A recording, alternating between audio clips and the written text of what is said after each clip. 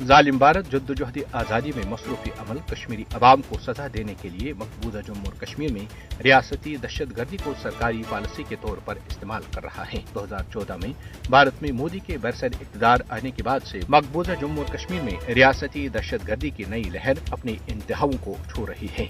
फस्ताई मोदी हुकूमत कश्मीरी अवाम की जद्दोजहद आज़ादी को दबाने के लिए हर तरह का जबर इस्तेमाल कर रही है। भारत की हिंदुत्व हुकूमत ने मकबूजा जम्मू और कश्मीर में 5 अगस्त 2019 से अब तक अपनी रियासती दहशतगर्दाना कार्रवाई में खौफनाक इजाफा किया है।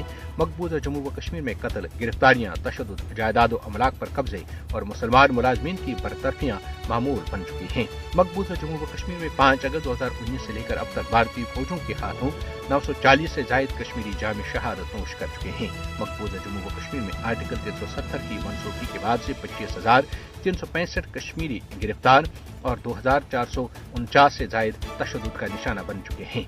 फस्ताई मोदी हुकूमत मकबूजा जम्मू और कश्मीर में हिंदुत्व एजेंडा आगे बढ़ा रही है ताकि यहाँ की मुस्लिम अक्सरियत को अक़लियत में तब्दील किया जा सके।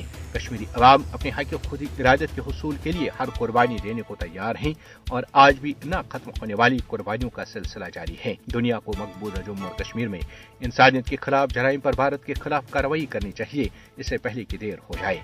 भारत को मकबूजा जम्मू और कश्मीर में बैनुल-अक़वामी कवानीन की खुल्लम खुल्ला खिलाफ वर्जियों पर सख्त सजा मिलनी चाहिए, वरना मौजूदा दुनिया की हैयत और इसका वजूद बरकरार रहना मुमकिन नहीं है।